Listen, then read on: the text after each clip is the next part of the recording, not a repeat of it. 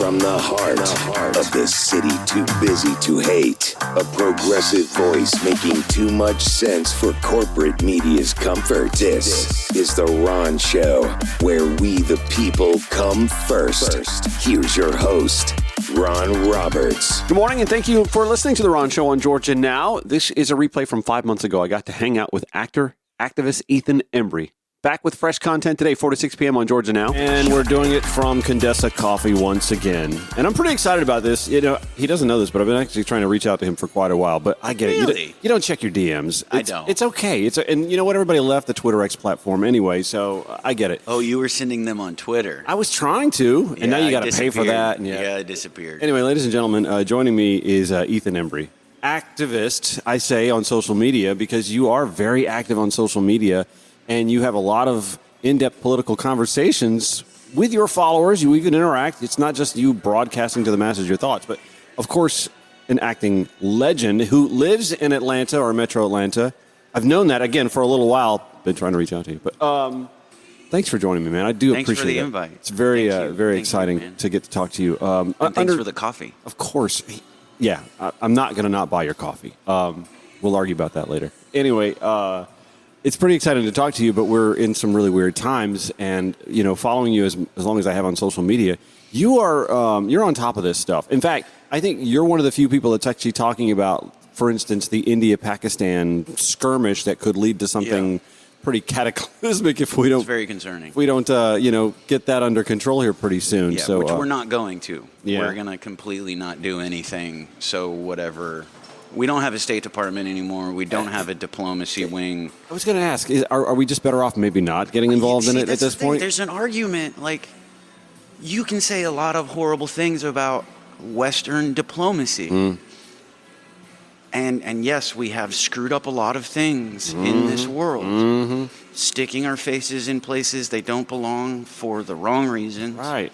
Drawing lines around places and separating people that we have no concept of.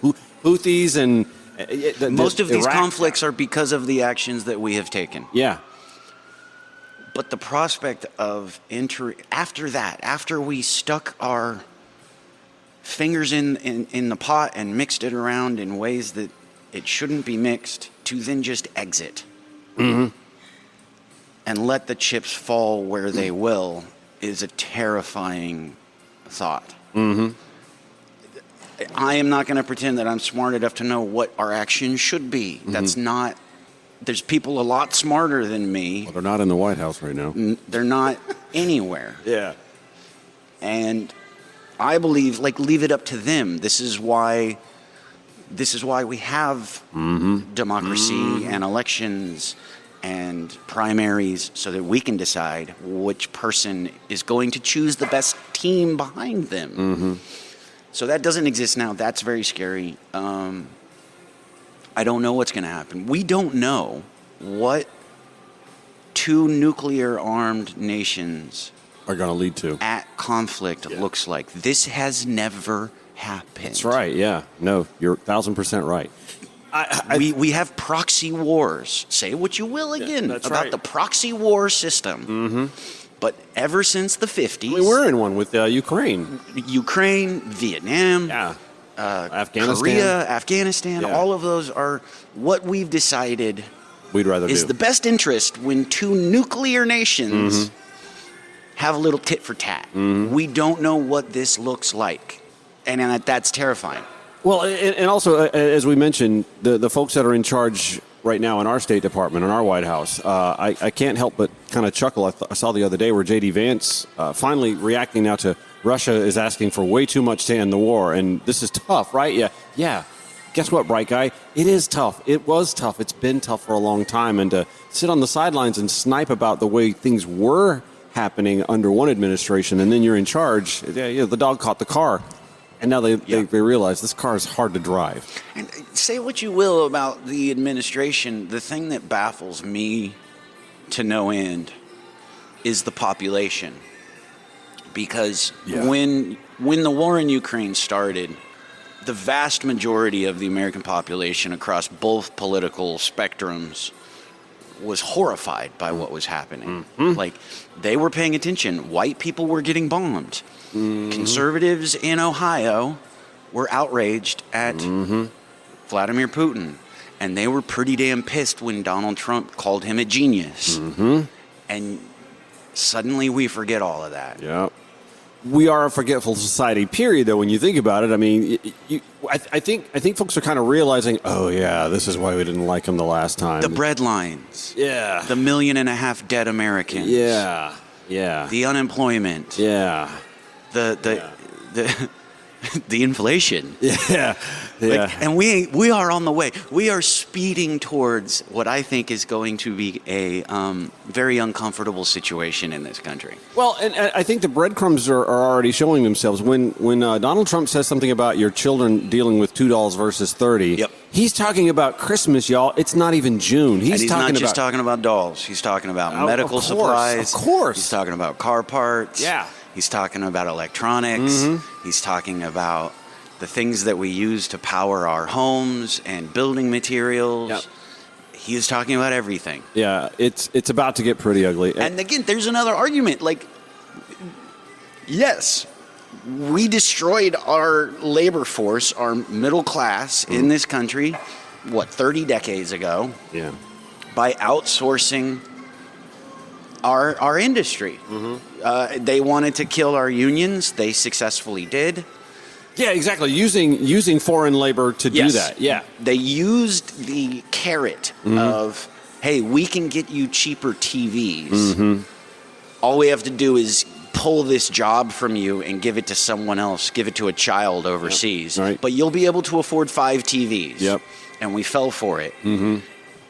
You can say that was wrong. You can say that it would be great to go back to a place where American manufacturing exists, but that's going to take time. You can't. Oh, it's not an overnight thing, right? It's not an overnight thing.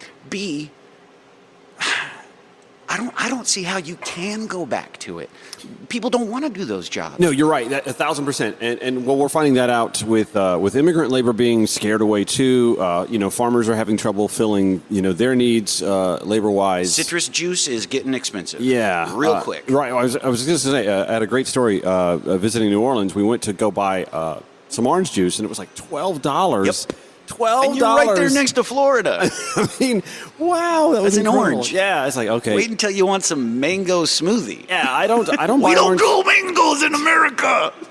I don't buy orange juice, but that was sticker shock for me. It's like I don't do milk, but like when you see what a gallon of milk costs, it's like, oh wow, I have no idea. I just don't buy it anymore. But my God, yeah. I bought a 1995 Ford F-250 with the 7.3 liter power, my dream truck.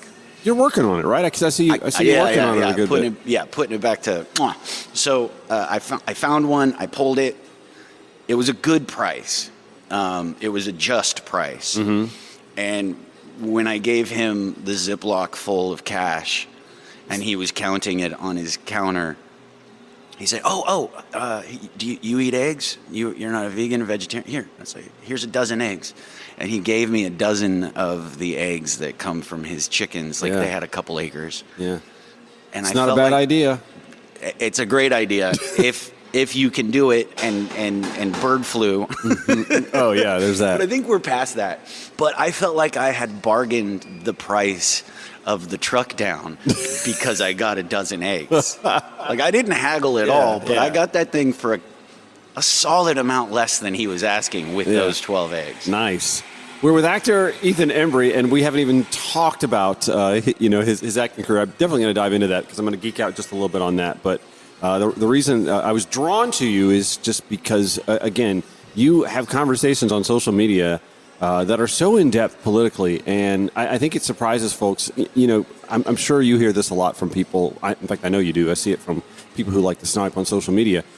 Just another Hollywood elitist.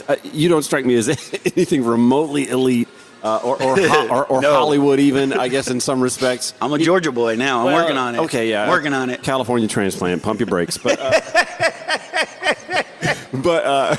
but yeah, I mean, you seem to have a firm grasp on what's happening. What drew your interest into politics?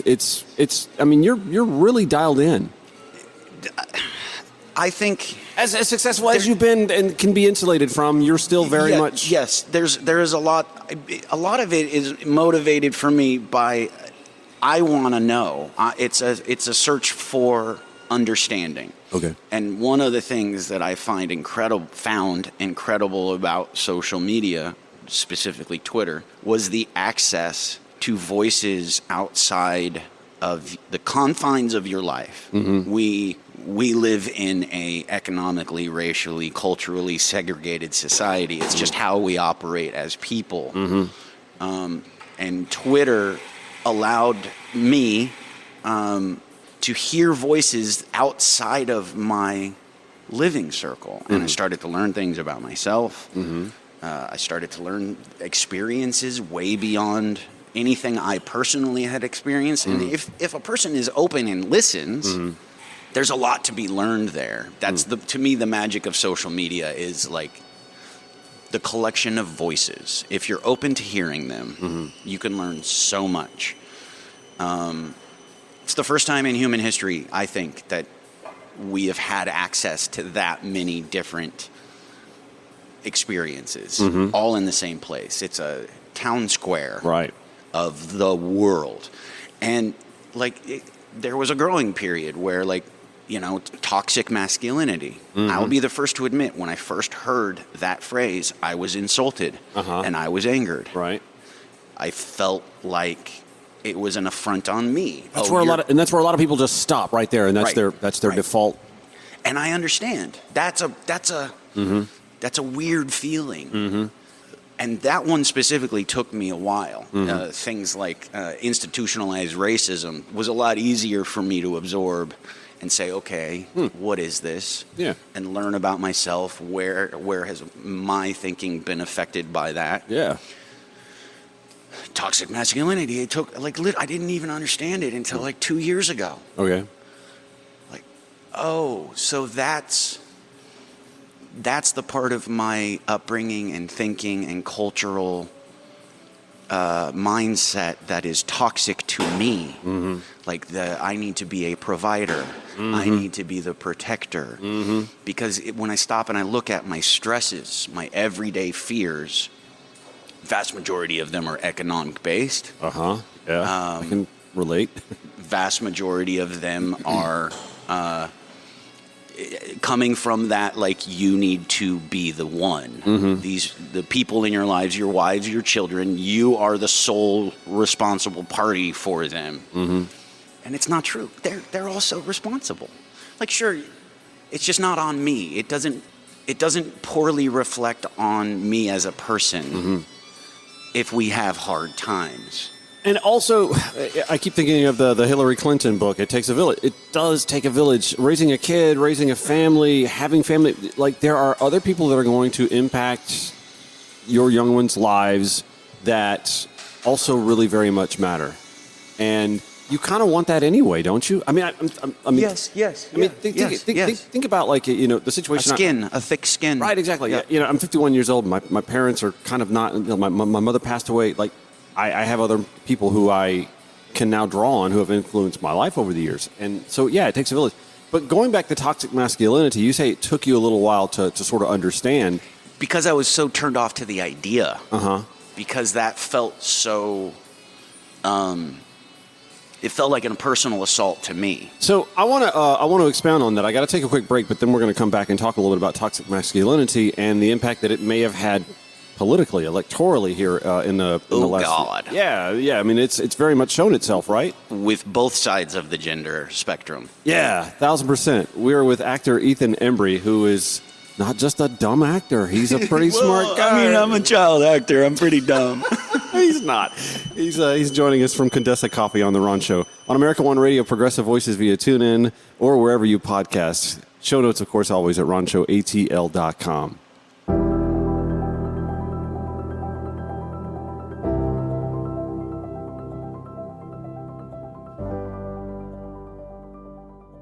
Call the show or text it if you'd like, 404-919-2725. You hear me say something, just like, you're out of turn. That's fine.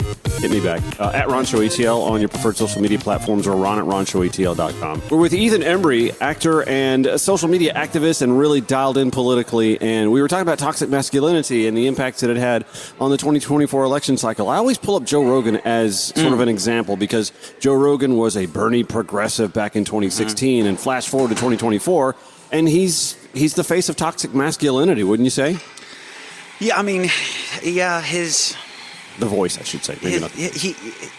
I mean, if you look at his timeline, like the UFC, Fear Factor, and then where he is now, yes, I would say that that's an accurate placement, and his popularity and his platform. And maybe this is wrong for me to do, but I try to see how these things affect me. So I spend less time trying to see how, like, who is the leader of them and how they affect the world. So how does toxic masculinity affect me? Okay. And that's a good start. Which is all I'm doing. I'm just I'm not going to pretend to know these things. Yeah. I'm just trying to listen and see how I can personally improve. And like we had said, institutionalized racism was an easier thing for me to understand because if I paid attention, I could see how it affects me immediately. Moved to Atlanta 7 years ago. I grew up in Los Angeles. When I was a kid, it was predominantly Hispanic neighborhoods. And then in my teens, Los Angeles is a very segregated city. I had never lived in a black neighborhood. Okay. And I moved here to Atlanta. I moved to the southwest side. And I noticed that I wasn't completely comfortable when I would go to the grocery store, to the burger stand. Like, okay, so why am I not comfortable? And I realized it's because I've never been the only white dude. Yeah. Okay, so why does that make you uncomfortable? And I started paying attention to it, and I wasn't uncomfortable around black women. I was uncomfortable around black men, specifically when there was more than one of them. Why? Like, I would be in the dairy section. Can I say that on the radio? Sure, go for it. Great. I was in the dairy section at the grocery store, and I would get uncomfortable. We're both buying Greek yogurt. Right. Like, why is he making me uncomfortable? You're not buying Greek yogurt in the hood. Stop it. And I stopped and looked. I was like, oh, well, that's wiring. That effect. It's my wiring. Yeah. And when I made an effort at that, to pay attention to that, I noticed my interactions in the city I live in dramatically change. Absolutely. You literally went through what, like the woman who's on the elevator and the black man gets on and she changes the sides of the purse. That's the moment. The aha moment. Yeah. And the thing is, the thing that we do, the thing that white people do, when somebody says to us, that was racist, we take it as an assault. As an offense, yeah. As an offense. Right. And what that offense action does is shut us down. And it makes it impossible for us to learn and 1,000%. And to modify because we're defensive. Yeah. Because that was offensive. Why are you offending me? No, I'm trying to educate you. So if we put aside our humility for a second and listen, okay, please explain to me what about that was racist, and learn. We can better ourselves dramatically. I'm not going to pretend that we can actually do that societally. It's never going to happen. But individually, maybe, possibly, if we start to do this, we could learn a little bit. Yeah. And the thing about toxic masculinity that I'm trying to understand, because if that was my wiring racially, I know my wiring as a man has its own flaws. And those maybe it's just where we are societally, we're not talking about them as much Well, because you see a pushback in so many realms now where Right. it's emasculating. So what? Like how are my actions chauvinistic, sexist? Mm-hmm. Where? Mm-hmm. Where am I doing that on a gender level? Mm-hmm.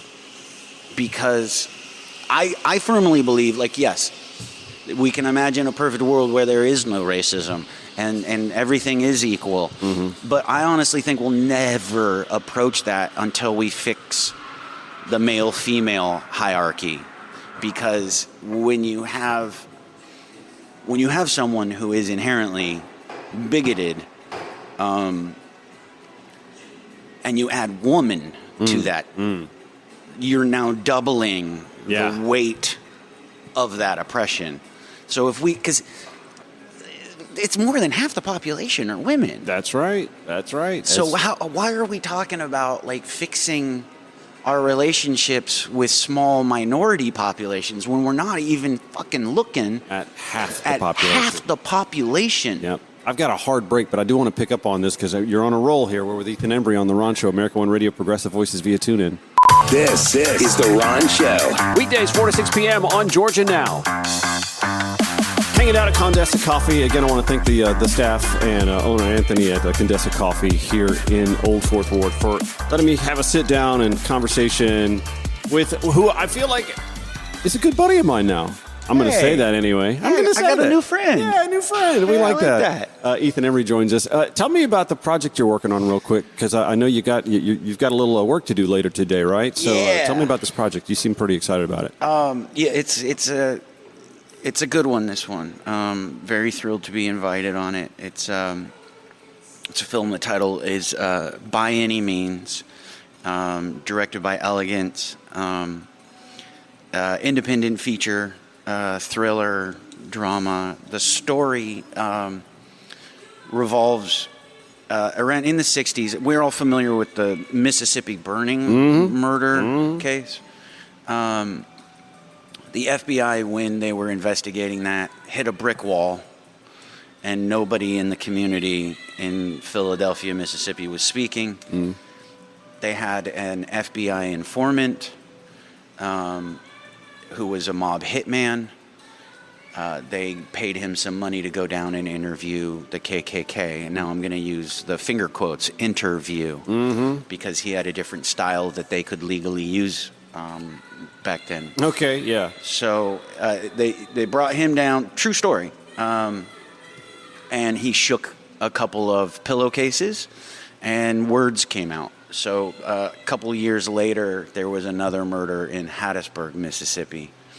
And so the FBI brought him down one more time. This is the story of that visit by the mob informant and a young black FBI agent trying to get information on the murder of Vernon Damer, who was a businessman, politician. I best describe it as kind of like, think of like Inglourious Bastards, in the sense where it's incredibly violent, but you're kind of cheering the violence because of who's getting their teeth knocked out. I see, yeah. I see. But yeah, historically accurate, period piece. The cast is freaking incredible. Thrilled to be a part of it. Shooting it right here in Atlanta. Nice. Go finish it up tomorrow. Later today and tomorrow. So, and you're playing on, you're on the bad team, right? Yes. How? What is that like to, as an actor, channel someone that you cannot in any way relate to? Well, I think we can relate to everybody. Okay, go with it. I think that I think there's a little bit of everyone inside of all of us. And my job when I play a character, even with comedy, it's to find the things I identify with, and then put those in the front. We talked about it earlier. It's not hard for me to find where I have had bigoted thinking. Okay. It's there. Anybody that says, I've never been bigoted and chauvinist and prejudiced before in my life, okay, great, sure. Or lacking in self-awareness. Yeah, right. Right. So you look at those, but for him, the thing that's interesting for this guy is he's not a bad guy for himself. I see. I was going to say, because you mentioned he's a Klansman. He's a social activist, and he very, very clearly was very outspoken about his belief that fascism is the only way you keep a society in order. He was a proud fascist. Yeah. And he was very open about the fact that he was a criminal. But God, I could just transition this easily right to the current president. It's very interesting on that. Yes. Yeah. But the difference is like, I have a lot of respect for someone who is honest. Okay. And open. I can sit there and converse and understand when they're honest. It's when they're denying the obvious that I lose all respect. Yeah. Like, okay, you say you're a fascist, just explain this to me. Yeah. I'm not going to shut you off just because you said I'm a fascist. Okay. Because you're being honest about the fact that you're a fascist. So explain to me why do you believe this way? Yeah. It's when someone says something like, I'm not racist, that it's just like, I get shut off. That's pretty fascinating to again sort of dovetail from that role and that character that you're portraying to where we are today. And there's the denial of fascism. There's also I worry from the left of center point of view, like sometimes we get a little hyperbolic, but in 2020, all right. In 2024, it felt very hyperbolic, but in 2025, it feels very real. It's not right? hyperbolic. It's not. I mean, it's one of those, like, we were right, but, like, we still have 47% of the country that ain't bought in on it yet, that doesn't realize. It doesn't affect them. We're the frog in the water that's, starting to boil. And I wonder if even when things do directly affect people, if there will be a willingness to acknowledge it, because we've already been through things that greatly impacted our communities, and they just were denied. Like, we all watched the stick bleach in your veins and UV light up your butthole. Like, there's just this denial of reality.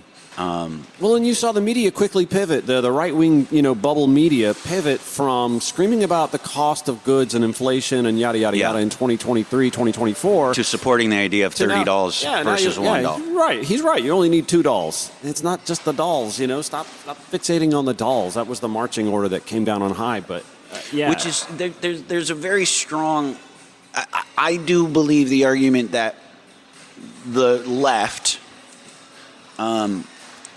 doesn't have a effective public outreach. Right. One of the things that most infuriated me. Messaging is the problem. Messaging. Yeah. I was just livid with the communications team of the Biden White House. Right. Like, great. Okay, you could critique many of his actions or inactions, but the thing that failed was the communications team. They isolated him. The more that they isolated him, the more the right would call him a senile, incapable, dementia-ridden. Yeah. And it wasn't true. So then we finally do see him. The one time we see him. And it wasn't good. And he falls flat on the face. And what do? They isolate him again. Yeah. Yeah, and then I always pivot back to the press conference he did after the NATO gathering, where he sat there for like 2 hours and took questions from reporters, and he knew his shit. He does. He's fine. He just gave an interview last week. Yeah. He's got a stuttering problem. And has all of his He's life. an 89-year-old, but he's fine. Yeah. He rides his bike down the entire coast of Delaware every Tuesday afternoon. 1,000%. Yeah. The guy lives on ice cream and Moxie. He's doing fine. Yeah. But the comms team didn't let us see him because he also has a history of sticking his foot all the way down his mouth. He does. He's Joe. That's the thing we actually kind of liked about him when he was vice president under Obama. Let him stick his foot in his mouth because look at what the right let Trump say and act and do and just supports everything. Yeah. But I think you look back at the last few years, left, right, progressive, liberal, whatever the hell you want to call it, CNN being bought, and the change that they had, that they underwent the last year of the Biden administration, completely, I think, played a major part in where we are today. Yeah, it was a. I just don't know that their viewership is that impactful. And when I think CNN now, I think Abby Phillip, the show that she does Newsnight with the panel, and Scott Jennings gets a lot more attention because he says the outlandish stuff, and they all just But remember, right before the election, they were letting go reporters that were saying anything that went against the CEO memos. Like they were being told what they could critique and what they couldn't, and journalists were leaving left and right, and they didn't take a hard right turn, but there was a definite change at the organization, and I think that played a major part in where we ended up. I don't know. We can sit here and talk about that. MSN's done their thing, letting the Joy Reids go, et cetera, and so on. I'm actually okay with that because I'm a Bernie guy and I never really liked her. But anyway. We're seeing now where the media really is taking a knee. It's a corporation. Yeah. These media ecosystems, they're just there to make money. You're talking to an old radio guy who went from mom and pop radio stations, spotting the country, to a handful of corporate owners now controlling the message, and it's why radio station playlists are homogenous. Hell, the names are homogenous. You can go to any town and find a Kiss FM pop station because that's what they're all called under the one umbrella. Yep. Yeah, and so where do we find the information now that is unhomogenized, undiluted? I don't know. You look for little podcasts and radio stations like the one I'm on, and the thing that I do to try and do this, and even then though, the thing that frustrates me is, we're still, like on the left, we're still drawn to like the Brian Tyler Cohens, et cetera, and so on, who tried to start an organization called Chorus to get little guys like me, little folks like me, together to confab and to book each other for guests and whatnot. I signed up for that like after the election when they launched it. I still haven't heard from him because he's too busy doing his own things and being on all the cable outlets and et cetera and so on. So, messaging is a problem. The fact that we don't have an ecosystem.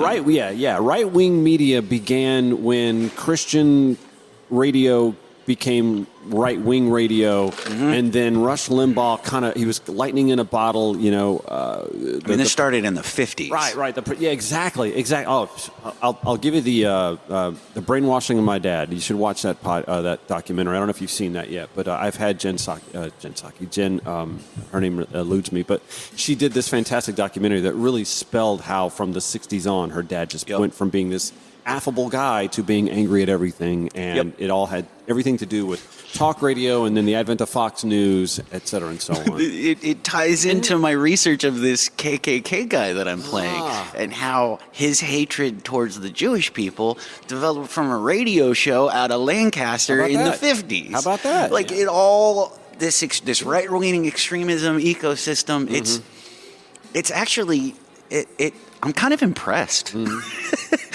If you sit back and you're like, wow. And the thing good job. You guys, took it all the way from the radio to the Supreme Court. Congratulations. In the White House. But it was pretty organic. It didn't happen by design. It wasn't like it was designed that way. It just kind of amoebaed into But wasn't it? Do you think? I'm not a conspiracy theorist, but I just think their long game is really impressive. I think Mitch McConnell, his long game, man, you got to hand it to him. Yeah. Well, and I give Democrats a hard time because I don't think that they're big thinkers. There was this conversation, there was this confab here in Atlanta Monday and Tuesday from a bunch of centrist Democrats, third-way Democrats about, Democrats don't need to think about just the future. They got to think about the now. And I'm like, why can't we walk and chew gum? We should be able to do both. You got to think big. Because people want to be inspired. We love renderings, right? Artist renderings of things that are coming. Democrats don't give people renderings. They give... The right has a very narrow set of thinking. Mm-hmm. Christian, white. Yeah. The left, I hate the terminology, but because it's been poisoned, but the left has a collection of numerous communities. Yeah, it's a mosaic. And the struggle that the left has is finding a cohesive voice and deciding on a direction. Yeah. It's far more complicated when it's fractured. And it stays difficult. It really does. It stays very difficult. I have a friend that I interact with on the X platform from time to time, and he's all about reparations. And I'm like, dude, I get that, but you can't just abandon the whole for the one. It's, I think we paid the price in Michigan with the Islamic American voters, who certainly can't be happy with the direction that we've taken with Israel and Gaza now either. But I get it. It wasn't great under Biden, but you knew it was going to get worse. It's like herding cats, and each individual cat has their own, scratch the itch or scratching post. And here we are, two white men calling the rest of them cats. I'm a cat guy, so I get to do that. But it's like, what do you do? Yeah. Well, I mean, I'm a gay guy. What do you do? I get to play the gay card, though, and I get to say, well, you know what? We were having that problem in 2004 when, Democrats weren't exactly warm to the idea of gay marriage, and we lost an election because that's what they used to draw people to the polls, right. Demonizing us. And that's why I sort of relate to folks who are demonizing trans people right now. It's like, this is just another culture. It's an easy target. Yeah, it's another culture battle that in the future we'll look back and go, wow, that was just nothing. Nobody right now is talking about cats and dogs being eaten. Nobody is talking about kids being turned trans at lunch hour. Mm-hmm. Nobody's talking about it. Mm-hmm. They spent hundreds of millions of dollars. And that, to me, is what is impressive, is how they can focus and accomplish their goal and then go away. Yeah. And they'll come back. In 3 years, they'll come back. It'll be something else. It's going to be aimed at John Ossoff. Yeah. And it's going to all be collected into one target. And the progressive Georgia wing is going to be fractured, upset that he's not progressive enough here and that he's too progressive here. Yeah. And they're going to nitpick and nitpick and nitpick. Mm-hmm. How do you fix that? I don't know, but he's my favorite right now. Yeah. He really is. I think if he wins this next Senate campaign, you think that sets him up for something bigger? I think it sets him up for national politics. I remember saying that a couple years ago. I was like, I like the cut of his jib. Very impressed by him. Yeah, I like the cut of his jib. Look at his bipartisan. A couple weeks ago. Yeah, his bipartisan bona fides are fantastic. Unbelievable. Yeah, I went to his town hall a couple weeks ago, and it was not a kumbaya hand holding. Let's console each. There were people who were very angry. Like, what are you doing? Why aren't you doing enough? He handled it with grace and elegance. And I will be honest, it's not as if he was even as popular with that crowd as his contemporary, Reverend Senator Warnock, is, because Reverend Senator Warnock and his office seem to be handling things more in a personal touch sort of scenario, and his office seems to be a little bit behind the curve, and he owned it. He owned it, and I think he turned these people around a little bit, and I like the cut of it. But I'm going to take a quick break and come back because I want to talk a little bit about Reverend Senator Warnock and the fact that you go to church and you're not a religious person, which I found pretty profound. You listen to one sermon of his. Yeah, he's another one that could be one to watch. We're with Ethan Embry here on The Ron Show, coming to you from Condessa Coffee. Thanks again to the staff at Condessa for taking care of us. It's The Ron Show on America One Radio, Progressive Voices via TuneIn. Or if you podcast, thank you for doing so wherever you podcast.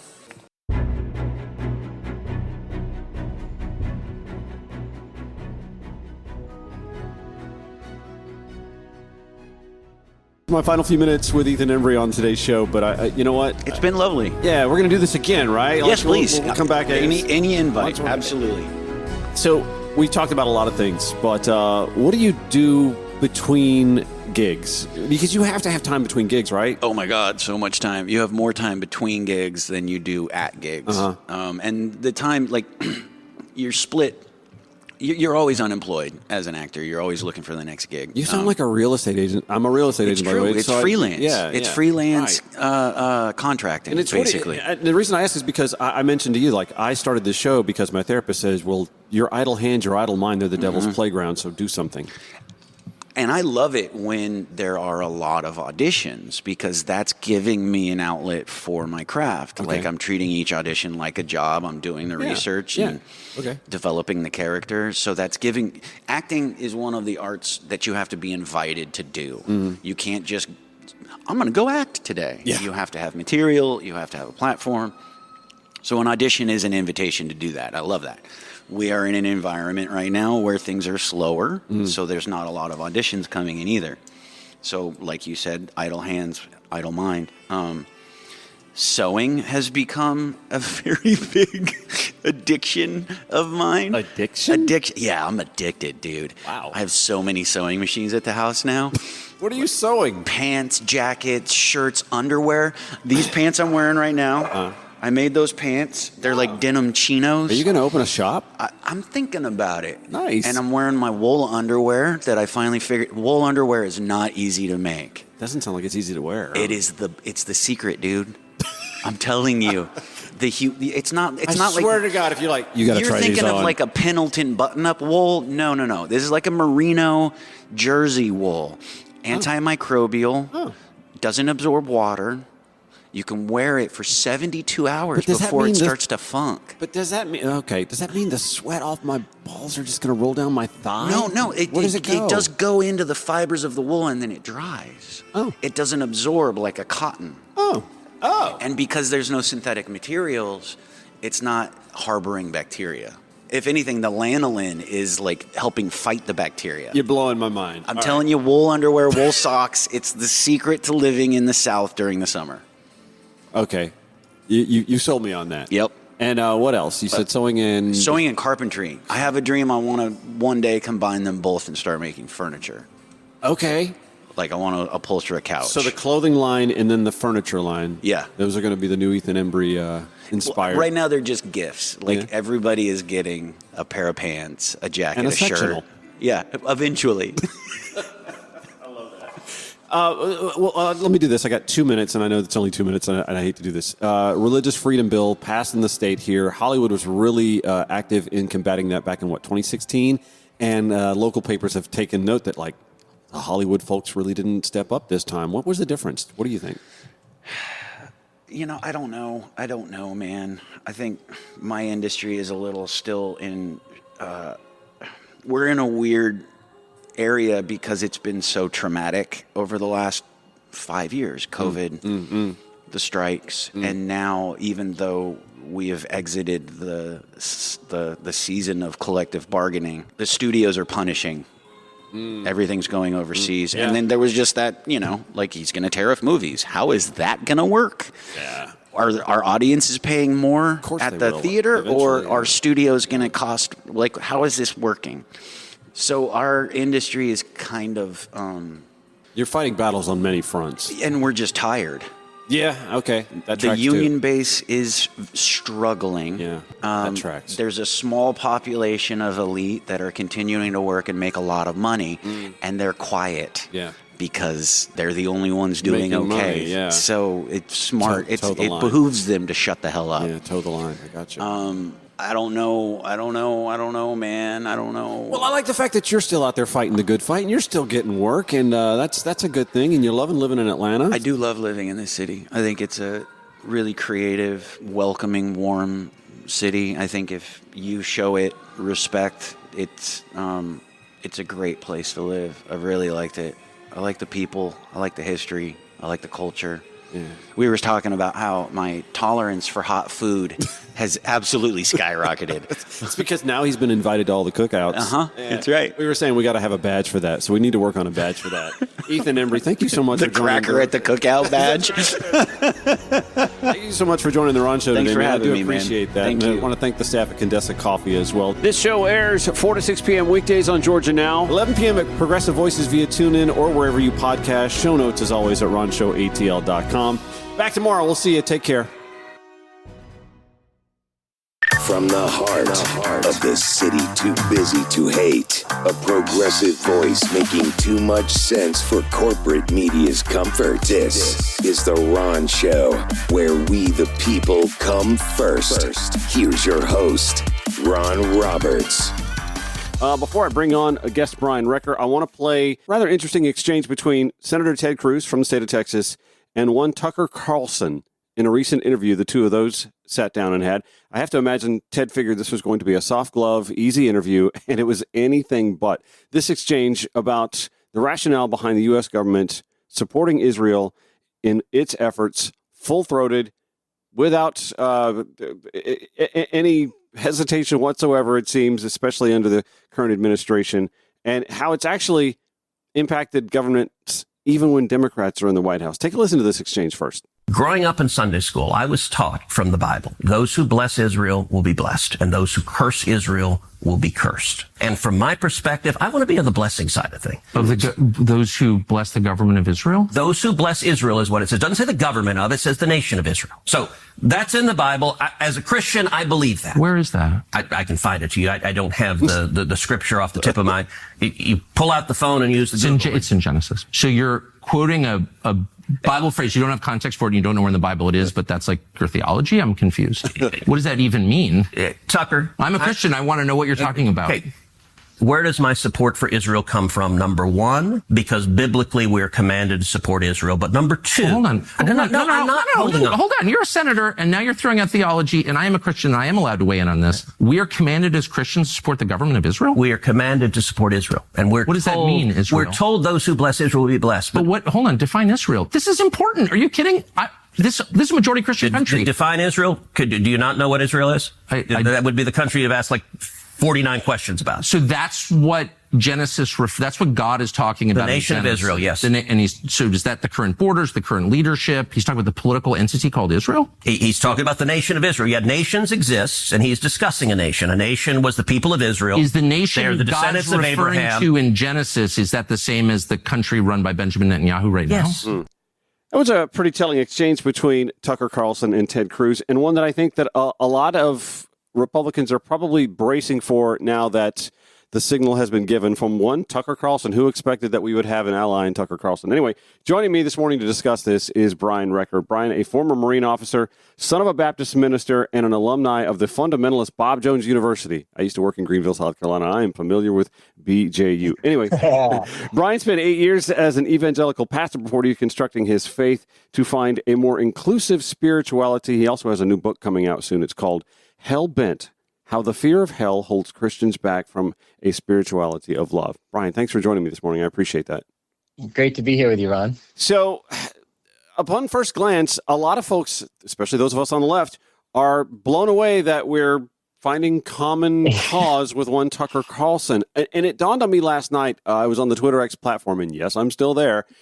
I think what we're missing out on is that Tucker Carlson is a white nationalist. I don't think that there's any triangulation about that. But I also think he's got notes of anti-Semitism, too. And maybe that sort of characterizes why Tucker is the way Tucker is in recent days. That's certainly an option. You know, on the far right, you've got a lot of support for Israel, but you go far enough and, you know, there's a bit of a shoehorn theory where you come again to an anti-Semitic position. The other thing is he is notoriously cozy with Russia and Putin. So, you know, there could be some sense of playing that card. I don't know what it is. I certainly don't trust him. It's more of a broken clock being right, you know, twice a day situation from my perspective. But it does seem like there's been a shift in him recently. I don't know what's going on. Maybe some like AIPAC or conservative checks bounced to him or something, and he's, you know, finding money somewhere else. I think he can be whoever he needs to be in any particular situation. And so he's chosen this particular role. But it still seems to be a role, but it was an interesting and important conversation he was having. And I did love to see that rhetoric from Cruz being called out, because it's so common in evangelical churches, Yes. what Cruz was thinking. Well, not only that, but it shows just how infected that thinking is into our governance. I mean, we're literally letting hundreds of billions of dollars go to Israel on the regular. And by the way, we're now flirting with World War III, a global disaster in the Middle East at the very least. And all of this is based on some passages in the Bible. Totally. I mean, this thinking was even influential to the Israeli state coming about in the first place in 1948. That was one of the reasons why the United States was so supportive of that project, despite the fact that it displaced millions of Palestinians. And part of the reason was that dispensational theology does have a grip on the imagination of so many Americans. And so it has to do not with what, and here's my big thing, because I am a Christian. And so for me, I have a Christian ethic, but my Christian ethic is fueled by what is good for the flourishing of humanity, the flourishing of people, what leads to health, wholeness, and not harm and death and violence. My ethic is not based on what's going to bring about the apocalypse, the end times, the war of Armageddon. Yeah. That is no way to think. But for some reason, well, I mean, I know why, but that is a very common way to justify a lot of actions. They say, well, this is inevitable. This is God's plan for the world. And it's based on a misreading of the Bible. All right, explain why it's a misreading. Why is it a misreading? Yeah. Well, it takes passages that... so for instance, the one that Ted Cruz mentioned, he said, if you bless Israel, you'll be blessed. Okay, that seems straightforward. But first of all, that was said to Abraham, and God made a promise of a tradition that would flow out of Abraham, a family of faith. That includes actually even Muslims and Christians came from Abraham's legacy. Those are both Abrahamic religions as well. Christians have historically seen passages in Romans, for instance, where the Apostle Paul talks about the church being grafted into that family so that we are all sons of Abraham through faith. In other words, you see through the scriptures, a spiritualization of these promises. We're not just talking about national borders, certainly not a modern nation state with military agendas that we just give a sanction on. When God said that Abraham would be blessed, that was not blessing the geopolitical aspirations of a modern nuclear power. And that would be a really goofy way to read that. So, I mean, that's one passage. There are other passages. For example, one of the common ones that would be mentioned is in Ezekiel, you have a vision of a new temple being built. And so that's a common thing that people will point to and say, well, that means that in the end times, there needs to be a national restoration of Israel and the temple has to be rebuilt because there is no temple in Jerusalem. It was destroyed in AD 70. And there is this vision of a temple in the Bible. And so they say, well, before the end times come, there must be a new temple. And so they want desperately to see that rebuilt.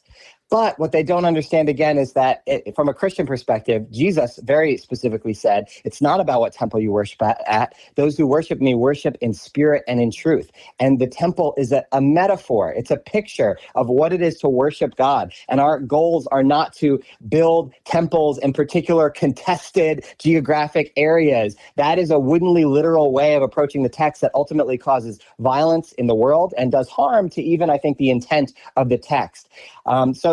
When you approach the Bible in this very woodenly literalistic way, you don't see metaphors, you don't see any spiritual truth. You're just looking for signs in the world. It'll often lead you astray.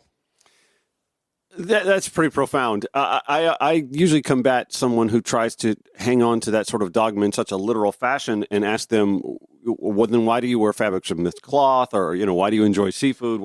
All of the little things that, I'm a gay man, so I come back to a lot of those tenets that they adhere to one and not the other, or others, I should say.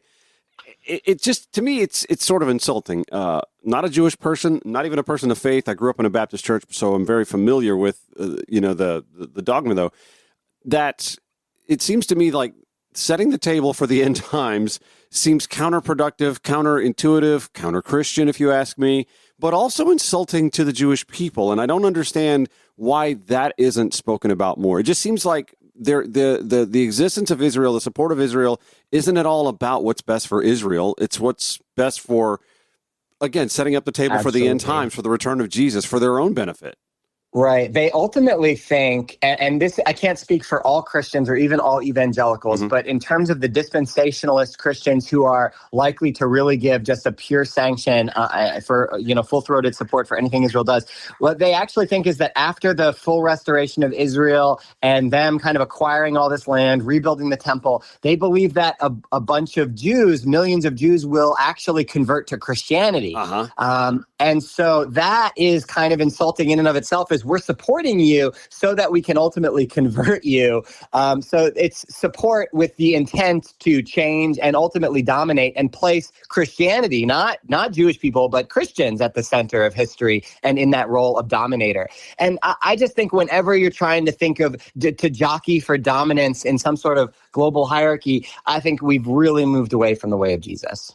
We're with Brian Recker, public theologian, speaker, former Marine, former pastor, and author of the forthcoming book, Hellbent, How the Fear of Hell Holds Christians Back from a Spirituality of Love. We'll pick up on that conversation when the Rancho returns on Georgia Now, Progressive Voices via TuneIn or wherever you podcast.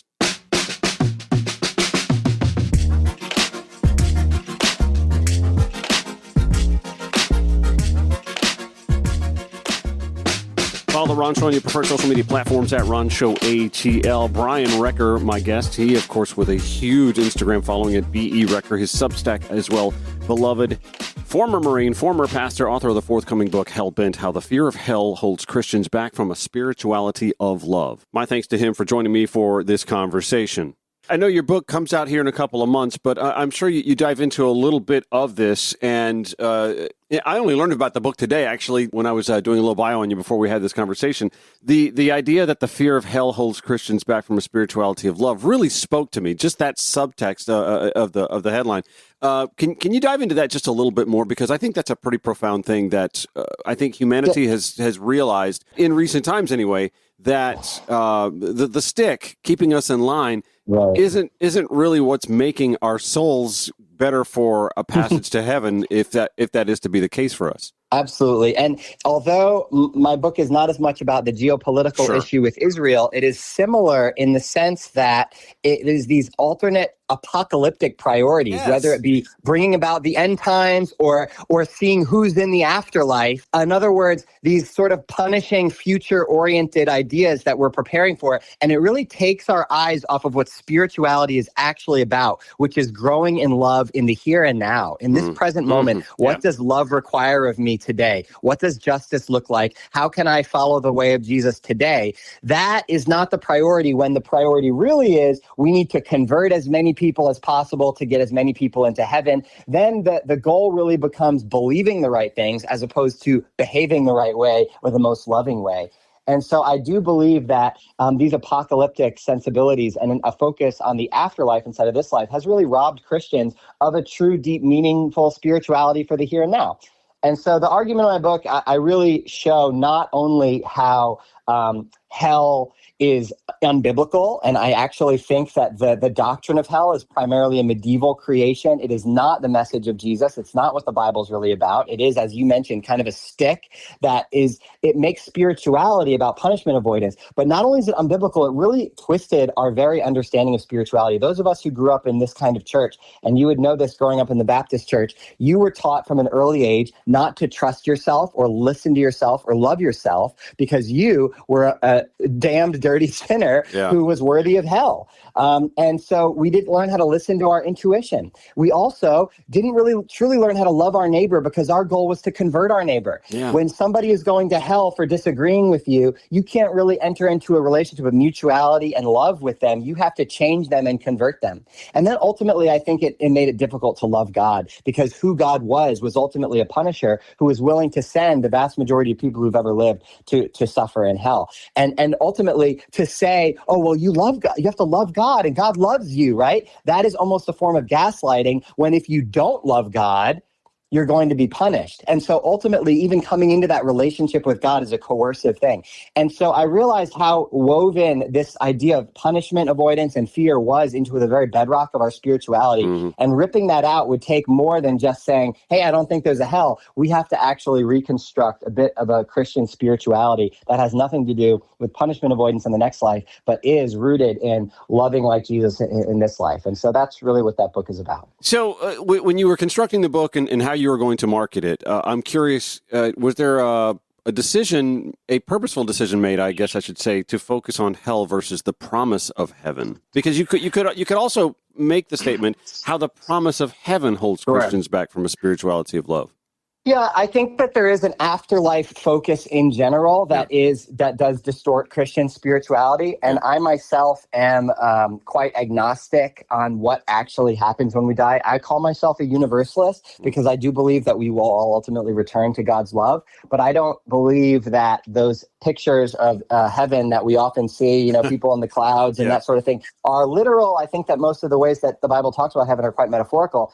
The reason I did focus on hell, my own story, I grew up in fundamentalism. I went to Bob Jones University. So much of my spirituality was based on myself not going to hell. And I grew up having dozens and dozens of salvation prayers. You know, we had revival meetings every year where I would, you know, they would have with every eye closed, every head bowed, nobody looking around. It's just you and the Lord. And if on the way home tonight, you got into a car accident that took you into eternity, do you know for sure that you would stand before the Lord and that he would let you into his heavenly kingdom? And if not, I want you to pray this prayer with me. And oh boy, did I pray that prayer every single time just in case. And then they'd say, and if you prayed that prayer, I want you to raise your hand. And I'd be like, oh, dang it, I'm the pastor's son. I don't want to raise my hand again. I've raised my hand 300 times to this prayer already. The peer pressure, right. Out of that sense of fear and not wanting to miss out on whatever God had for me, you know, I'd raise my hand, embarrassed as I was. And I really did, this fear and fear of punishment avoidance really did corrupt my formative understanding of spirituality. I think many Christians can resonate with that idea. Ultimately, you kind of grow past that anxiety and you should learn not to think about it. You kind of compartmentalize it. But at the end of the day, if you ask somebody what their Christianity is about, or even if you ask a pastor what the purpose of their church is, the purpose of their churches tend to be to get as many people to convert to Christianity as possible. And why is that? It's because people are dying and going to hell. And when I talk about the fact that I don't believe hell is a literal place, one of the most common responses I get from people is, well, if there's no hell, why even be a Christian? Or if there's no hell, what's the point of Jesus? Why did Jesus come? Why did Jesus die? In other words, the whole system is really built on saving people from hell. And I think that's a really small spirituality. Like if your purpose for spirituality goes away when some future punishment goes away, I think you've totally missed the point. We're with Brian Recker, former evangelical pastor, author of the forthcoming book, Hellbent, How the Fear of Hell Holds Christians Back from a Spirituality of Love. Let me bring this back to the Ted Cruz, Tucker Carlson conversation, though, because we see this laid bare before us, how someone who has, I don't want to say a thin grasp of Christianity, but he just has a vague recollection of what he was taught in Sunday school that continues to this day to influence how he thinks as a politician, with troops, you know, serving here and abroad, on the line, you know, the potential for a nuclear disaster in the Middle East unfolding before our very eyes. It's pretty scary that this sort of distorted thinking is so prevalent in our politics now. Totally. I mean, the fact that what would drive such a big geopolitical decision as this, you know, would be a Bible verse written thousands and thousands of years ago to Abraham, you know, and now that's affecting how Ted Cruz, you know, I do think it's disingenuous personally. I don't think he's actually being honest about that. I think he's trying to play to his base, and he thought Tucker was going to be on his side and endorse that. Here's the thing. People like they think people are so dumb. And that does make me mad, because it really fails.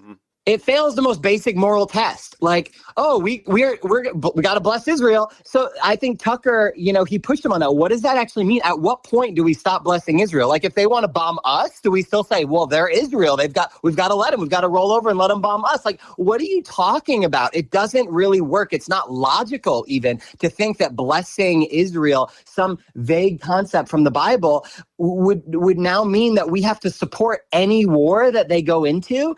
It's a very silly, no ethical person would really think it through that way. And yet many Christians just thoughtlessly go along with that because they don't want to be on the wrong side of God, you know, and evangelicals are, I think, unfortunately used to kind of turning their brains off a little bit and listening to their spiritual authorities, spiritual leaders when they say, hey, we've got to bless Israel. And it makes me sad that, unfortunately, evangelical Christians have been really on the side of every war that America has thrown their way. And they tend to be, even when Vietnam had lost massive support amongst Americans as a whole, the last group to be really full-throated in support of Vietnam, when everybody else was losing support, was still the American evangelical Christians. They tend to be on the side of war because they're often easy to manipulate with stuff like this, to just say, well, you've got, if it was, now it's Iran, then it was the communist boogeyman of Russia, and these communists they're godless, they're atheists, and we can't let them, people are dying, going to hell, we can't let the atheists win, right? And so I just wish Christians weren't so easy to manipulate with these things. And I think if we had a bigger ethic that wasn't just about our team winning, our team dominating, but actually about what does flourishing look like in this world, what leads to peace, I think we would make better decisions. We're with Brian Recker, who is a former evangelical pastor, and he's explaining why we need to stop worrying about hell and start focusing on love. And listen, I am always surprised when people come to me after a conversation like you and I are having, and go, I thought you were an atheist. I am, but I completely understand where a man like Brian Recker is coming from. I want to ask, speaking of manipulation, I'm going to take a quick break because I got a hard break here at the bottom of the hour. I'm going to give you just a few more minutes here. Speaking of manipulation, I want to talk about Donald Trump and how I believe he's manipulating evangelicals as well. This is The Ron Show, America One Radio, Progressive Voices via TuneIn. This is The Ron Show. We're with Brian Recker, a public theologian, speaker, and writer on Christian spirituality without exclusionary dogma. His forthcoming book, Hell Bent: How the Fear of Hell Holds Christians Back from a Spirituality of Love. So in the aftermath of the Tucker Carlson, Ted Cruz interview, I reached out to him. In fact, I reached out to him months ago, and I'm sorry, you fell off my radar. Just been so much other stuff going on. It happens. But I'm so glad we connected because I enjoy a lot of the stuff that you post on Instagram. It's refreshing to hear. It's something that I think I would love to see piped into a lot more of these Protestant churches throughout the South.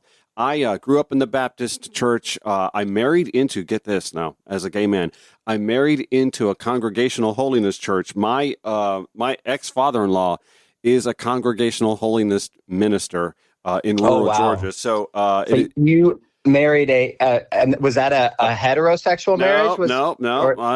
I married a gay PK. Wow, that's awesome. It was. I bet he's got some stories, huh? Oh man! And listen, at the end of the day, that church was a very loving community to us, and I still think very fondly of his parents, despite the fact that like mom wanted to greet me with a shotgun on day one. Oh my gosh. Yeah, I mean, after that things thought out quite nicely. It took a minute, but nonetheless, we were talking about manipulation and how the Bible and how politicians are using the Bible and passages from the Bible to manipulate their base. But I also happen to think Donald Trump, who I do not believe is much, if at all, a Christian, I think he also uses manipulation in this realm as well. Do you? I mean, we saw him trying to sell Bibles with his name inscripted on it, which should have. He made millions. Yeah, if hell existed, he's damned to hell for that. Yeah, but to speak to me about that manipulation. Your belief on like just how Christian do you think Donald Trump actually is? Well, I don't know the man's heart. I can imagine that we all do. He's a human being at the end of the day, and I have to think that. I do try to I believe in the fundamental goodness of people. I do believe that. And so while I abhor so much of what Donald Trump stands for, I do hope that at least at some level he wants to be doing the right thing. I don't know how cynical he actually is. I know that he does manipulate people. I mean, that's really what the art of the deal is all about. That's his whole even projected image is that I'm a manipulator who I get whatever I want, right? Yep. And so he'll say and do anything necessary. And even evangelical Christians will admit that when he came into the race, he had no Christianity about him. Right. They like to say he's a baby Christian, he's just coming into this. And so they'll excuse anything he does as, oh, well, he's kind of learning. He's on his Christian training wheels still. But it's been very obvious for a long time. I mean, he's said things like, I don't ask for forgiveness. Why would I need to do that? Which, of course, is that's kind of the entry gate for becoming a Christian in the first place, is admitting some sense of a need for forgiveness and a willingness to forgive others. He doesn't seem like someone who really is able to forgive others either. He's a very resentful and bitter person. Yeah. And so there's not a lot of fruit of the Spirit in his life, certainly. But the reality is that Christians are used to, in America, evangelical Christians are used to having sort of authority figures be dominant bullies. And violent masculinity has been revered for a long time within evangelicalism and excused. It is interesting the kind of excuses people will make for the bully that's on their side.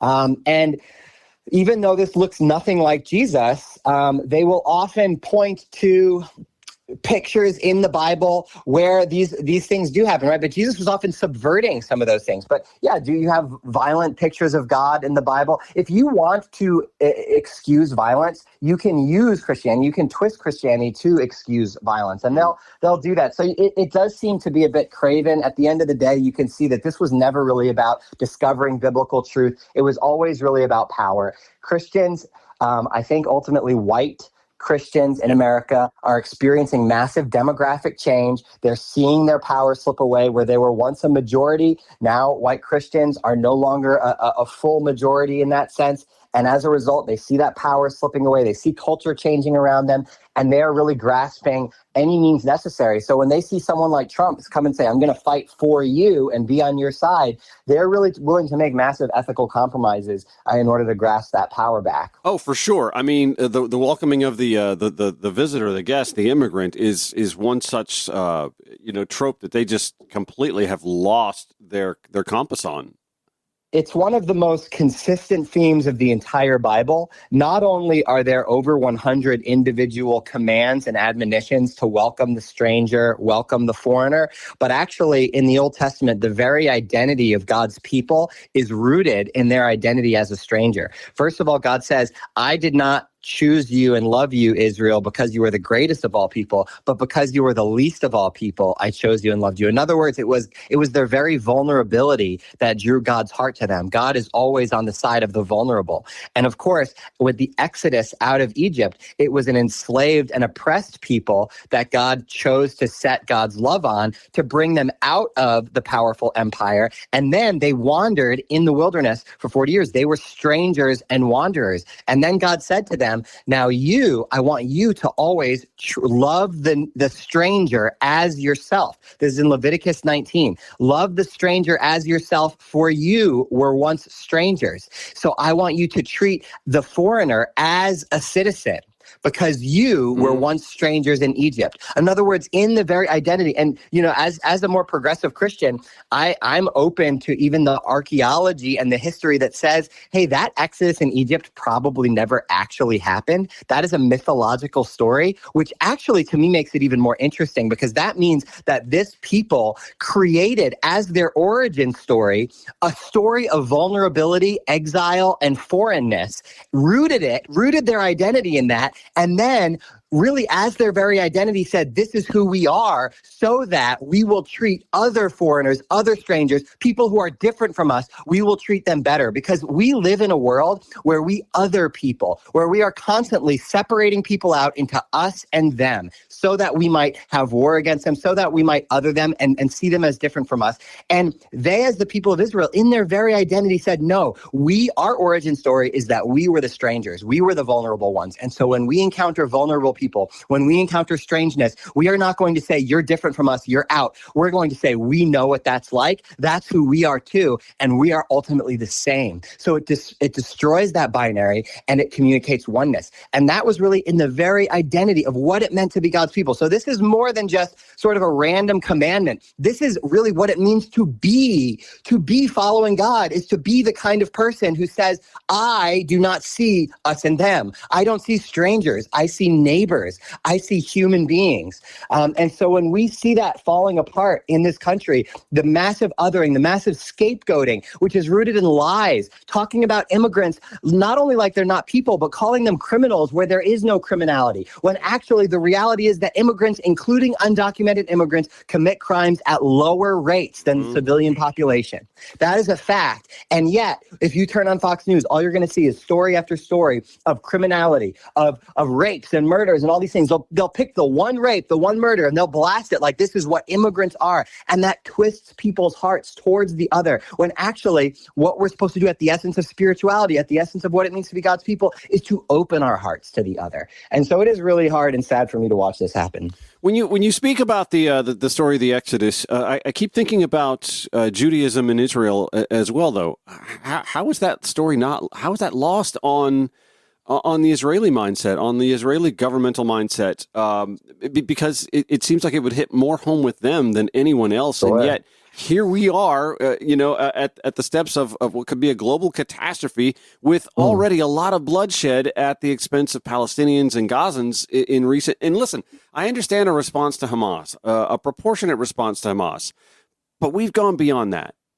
Oh my gosh, yes. How is that story lost on? How is that story lost on an entire faith? Well, I mean, look at the story of Jesus. That's been lost on American Christians. I think that ultimately, Israel is an ethno-state that is consumed with fear and power. I mean, Netanyahu he's not too far off from a dictator. He's been in power on and off since the 90s. Yeah. We talk about this, it's the only democracy in the Middle East. Yeah. Then how come Benjamin Netanyahu's been in charge for like 20 years? What are you talking about? Right. I don't think that it's about, the ethos is not that thing of oneness and stranger love. And it's so easy to get our eyes off of those truths, especially when we're fearful. And what is, I think that tribalism is very much a part of our nature. That's what we're supposed to resist. That's, in a Christian tradition, we might even call that our sin nature. But what's funny is that need to make someone an enemy, which I see that as the part of ourselves that we have to actually overcome through spiritual practices. For some reason, that seems to be fully embraced by many of the spiritual traditions like evangelical Christians. Well, and when you speak of evangelical Christians, I mean, there's a long and storied history to this, and the manipulation part. Let's get back to the manipulation part. Like, slaves were manipulated in believing in what was being taught to them from the Bible, cherry-picked, of course, because they needed to be held in check. Again, the use of the stick, as the Bible was in this case, to be held in check because that was God's role for them. Right. Yeah, it's a really interesting thing. I love to actually think about the evolution of Black Christianity and the way that, first of all, it's an absolute human tragedy. The fact that, first of all, when colonization occurred and when the slave trade occurred, and millions of Africans were kidnapped from their homelands, millions died through the Middle Passage, and yet the slaveholders justified that decision partly with Christian logic, saying, "Hey, listen, we know that this seems bad, but the reality is they were pagans and they were all going to die and go to hell in their homelands anyway. And so even though many of them are dying in these boats, at least we were able to give them the gospel so that if they die, they can go to heaven. They have that chance." And so that logic is that spirituality of hell logic that, my book is a little bit about as well. But one of the great ironies, though, of religious history is that, they did exactly what you said. They gave them a pretty watered down version of Christianity where they removed parts of the Bible, like the Exodus, where the Israel slaves were freed from Egypt, and they emphasized verses like the slaves obey your masters. The Bible can be twisted to support just about anything you want. But when the enslaved people got a hold of the scriptures, they found in the scriptures a very different Jesus than the one that was being fed to them. Right. And they realized that actually the man Jesus, not the God man that these people said was on their side, hey, you have to believe that Jesus is God and you go to heaven and zip zap zoop, it's all about the afterlife. They realized that Jesus had a very relevant message for this world and this life.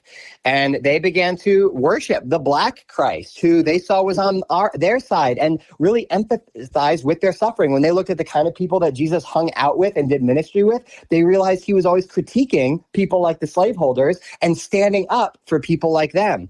And so many of them embraced Christianity, certainly due to the manipulation and the fact that they were forced into it. But many of them also made it their own. And from that has risen a beautiful tradition of Black liberation theology, which is a Christianity that I can really get behind, that's rooted not just in the saving death of Jesus, where for some Christians, you don't even need the life of Jesus. Jesus was born, he was born as God in the flesh, and then he died for your sins. What happened in the middle? Not that important. The point is he died, I'm washed in the blood so that, when I die, I can go to heaven and that sort of thing. That is the white Christ. That was the Christ that enabled the slaveholders to say, hey, nothing really matters with our kidnapping and pillaging as long as, we give them the gospel. That's what we're supposed to do because it's about the afterlife.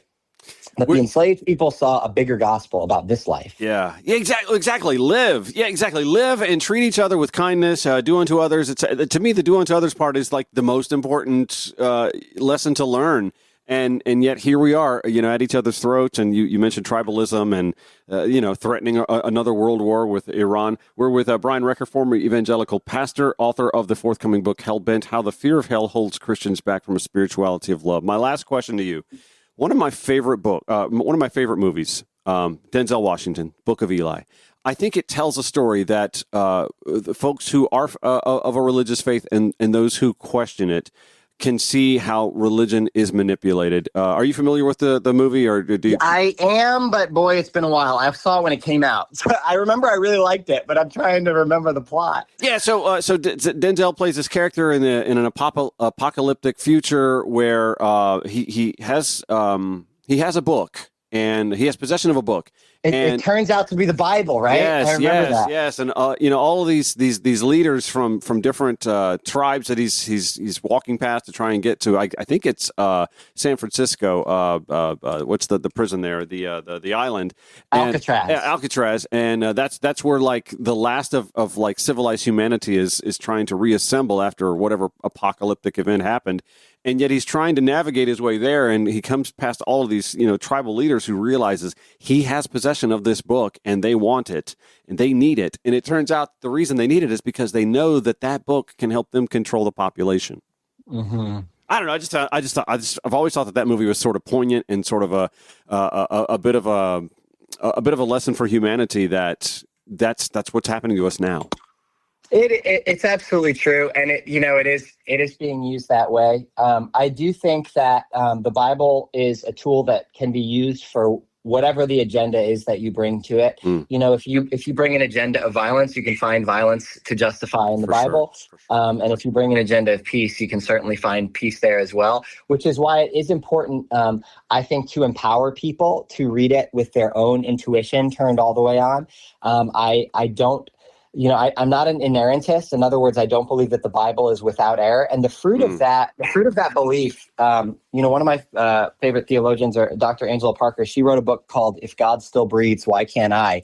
And the argument in her book is that the inerrancy doctrine, that the Bible has no mistakes, has really been used to give authoritative credence to white supremacist readings of the Bible. In other words, they'll say, the Bible's without error. You have to believe what I'm saying because it's in the Bible. But it's really their interpretation of the Bible, which is often interpretation rooted in whiteness and domination and hierarchy and male domination, right? And they'll say these interpretations are without error is what they're really saying, when actually the Bible has been read in many different ways. So whenever somebody's telling you the Bible is without error, because the Bible contradicts itself. It says when somebody says the Bible says, my answer is always, the Bible says a lot of things, man. I think this is what you're trying to say. Right. Yeah. It really reveals more about the speaker than anything else.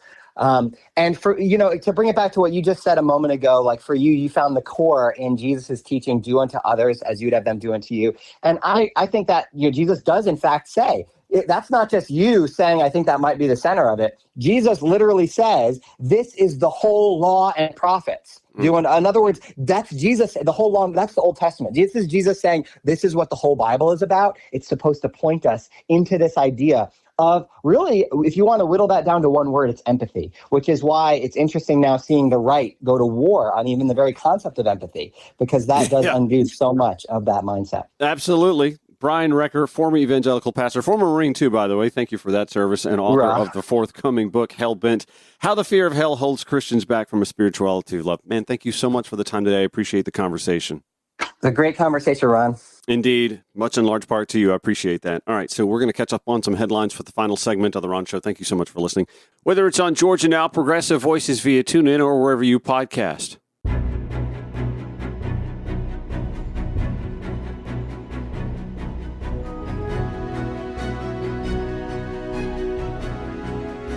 So we're back with fresh content today, 4 to 6 p.m. on Georgia Now, 11 p.m. Progressive Voices via TuneIn. I want to play some audio, though, from Alexandria Ocasio-Cortez, who isn't buying the metamorphosis, the maturation, if you will, of Marjorie Taylor Greene. Take a listen to this. MTG, people are like, oh my God, she's saying all of these things. Like, what's gotten into her lately? Oh, like she's bucking against Trump. She's bucking against the administration. We heard from one of your members today, Marjorie Taylor Greene, who wrote this morning that on y'all's GOP conference call, she said Speaker Johnson said he has ideas and pages of policy, but did not say a single policy plan. She said, I find it unacceptable that Republicans are sitting on the sidelines doing nothing to fix this healthcare disaster that is leading many Americans into financial ruin. The issues of the subsidies are real. It's not something that anybody can say is made up. Also, people with regular or private plans, their premiums are looking to go up a median of 18%.